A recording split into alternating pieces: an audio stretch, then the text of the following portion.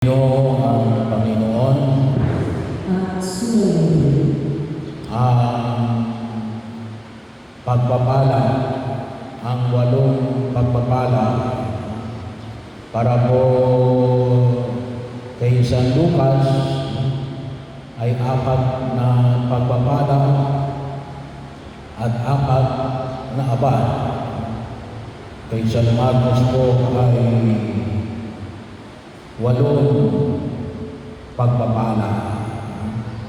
So bahagi yun na kung saan ay hindi namamalit sa amin ang may kabal. Kaya lang, medyo may kabigagan yung ipahayag ni Jesus kapag pinag-usapan natin ng pagpapala. Kasi pag sinabi mo sa mga luka, mapalad ang mga luka, ay baka pagtawanan kayo. Kaya kapag pinagtawanan kayo na sinabihan ng luka na mapapalad sila, baka hindi sila yung mapapalad kayo. Baka ibang luka ang binabat dito sa banal na kasulatan. Kapag naman sinabi ninyo sa mga mayayaman, ay sa aba ninyong mayayaman, alam niyo yung salitang aba, medyo sok pa yun sa ating pagdinig. Yung lumang translation yan ay sawing palad. Kabaligtaran ng pagpapala. Sawing palad kayong mayayaman. Kung yung English translation, medyo mas matindi. Kasi yung sa English translation yun, woe to you. Pag tinranslate mo sa Tagalog, ay anong makita natin? Medyo mas mabigat. Mga sinumpa. Bahagi yun. Kaya kapag sinabi mo yan sa mayaman, baka sampalin ka ng pera. Bahagi yun na kung tutusin mo ay may malaging na pagnilay na ayos na ipamamit natin sa Ebanghelyo na narinig ngayon sa araw ito.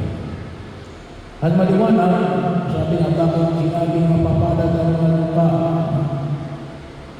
kung bubuuin natin sa pinag-aharian ng Diyos. Ang pag-ahari ng Diyos ay sumama sa kanila. So bahagi yun lang saan nakikita namin natin, higit natin maunawaan ito sa bagay na pinahayag ko sa unang pagbasa sa aklat ni Propeta Jeremias. Anong sinabi mo sa unang pagbasa sa aklat ni Propeta Jeremias? Paparusahan ko ang mga tumatalikod sa akin. Paparusahan ang mga tumatalikod sa akin. At yung mga taong sabi natin ay mas pinahalagahan ang kapwa-tao kaysa sa Diyos. So kapag sinabi natin tumalikod sa Diyos, ay conclusive po, ito yung mga tao, sabi na namin, sa lumang tipan, ay hindi pa na, ito yung mga sumasamba sa Diyos-Diyosan. Alam mo, kuminsan kapag pinag-usapan natin yung pagsamba sa Diyos-Diyosan, sa hindi tunay na Diyos, ang kalimitang pinipuntingin namin, kayong mga katoliko, kasi raw may mga himahin tayo. At sa nila, ay dahil may himahin tayo, sinasamba na raw natin.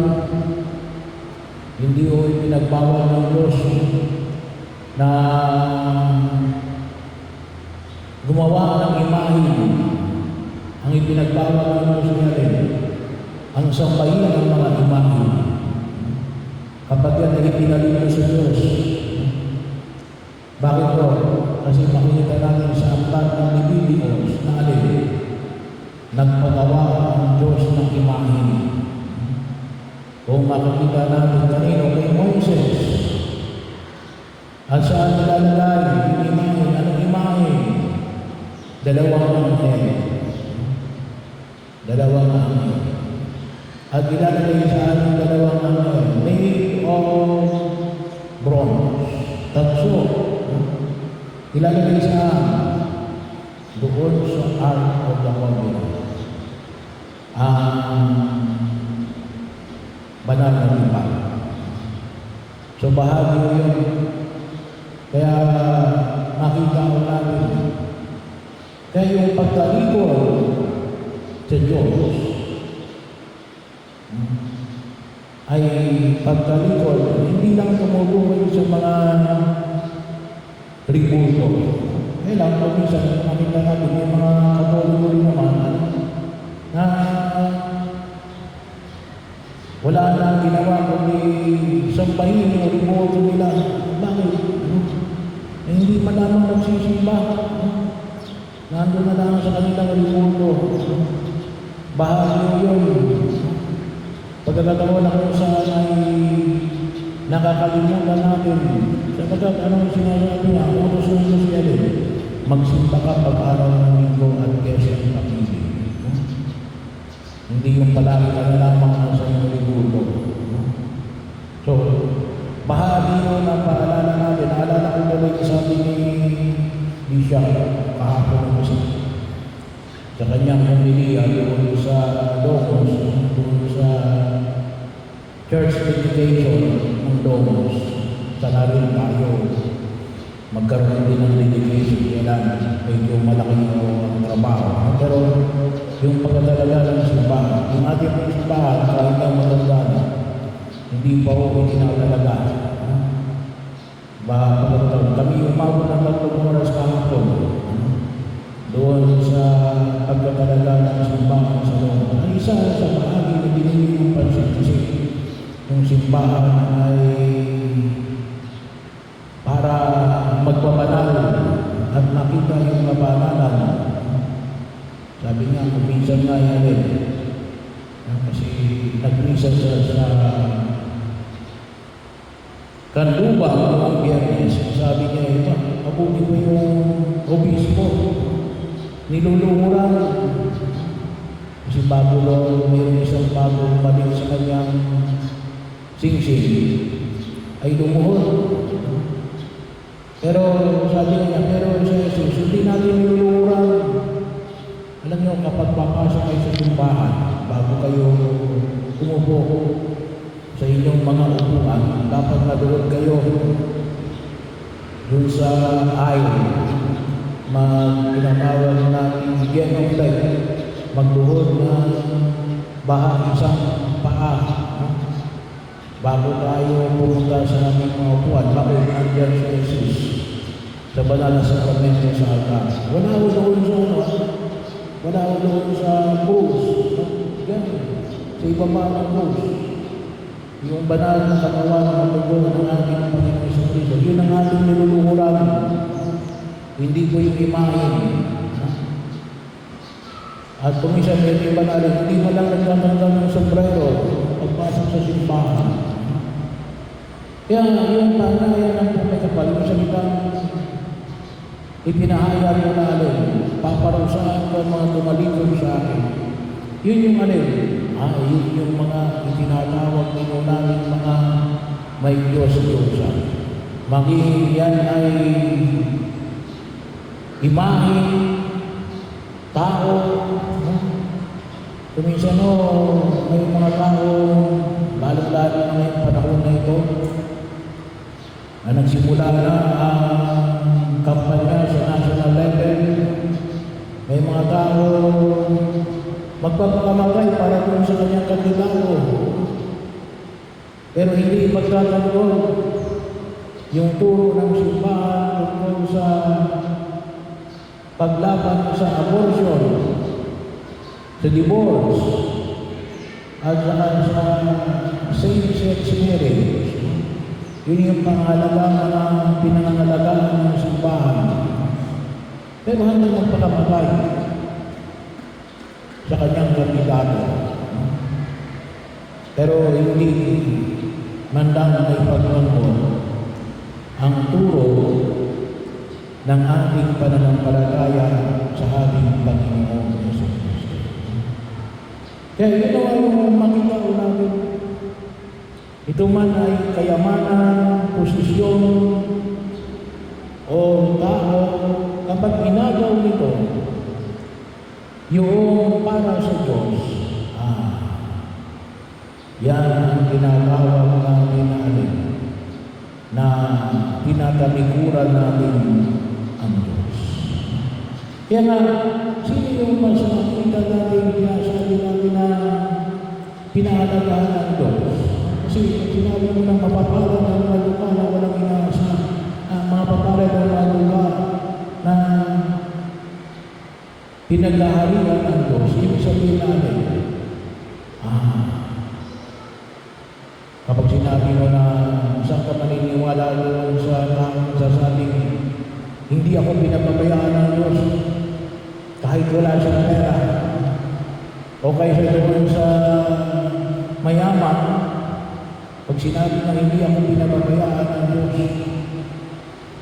siyempre yung walang pera kasi bakit? Kaya mo na sinabi na hindi ka pinababayaan ng Diyos kasi may pera ka. Mas magiging saksi yung taong magsasabi siya hindi ka pinababayaan ng Diyos kahit wala kang pera. Kaya yung ginabing mapalad ang mga lupa, tumutukoy doon sa alin. Sa mga taong kahit na sa kanilang kalupahan, hindi nila nakakalimutan ng Diyos. Hindi lang basta hindi nakakalimutan ng Diyos. Kasi sabi ko, lahat naman tayo mga Pilipinong Katoliko, sabihin natin, hindi natin nakakalimutan ng Diyos. Pero hindi tayo nagsisimba pag-aralan dito. Kapag tinanong mo, bakit hindi ka nagsisimba pag-linggo? Ang daming dahilan.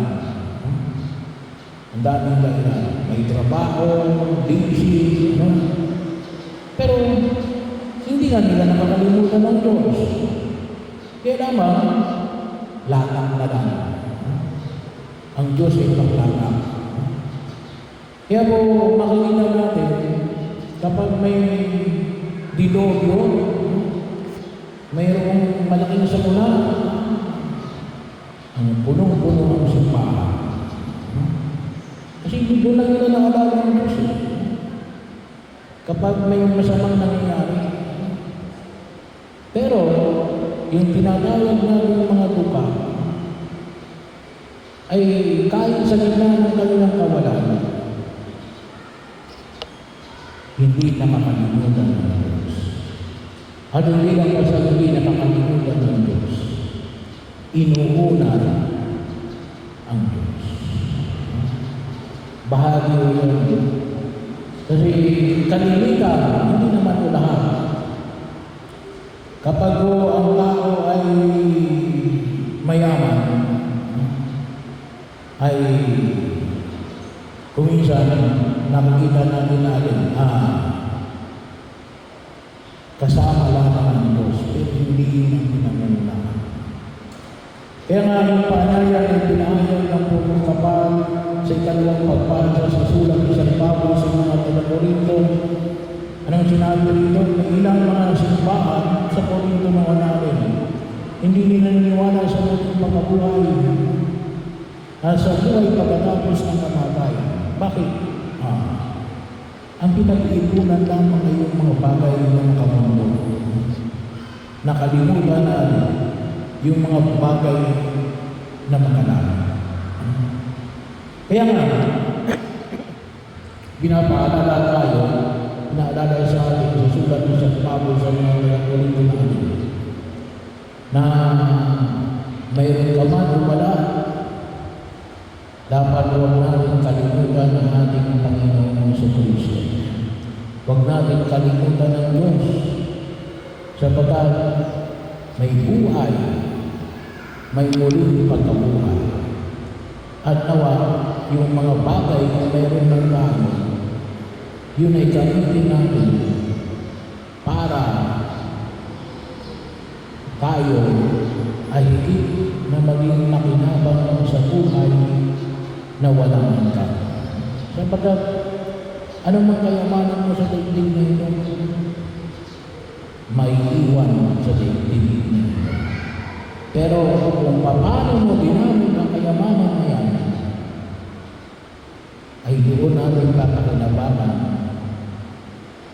kaluwalan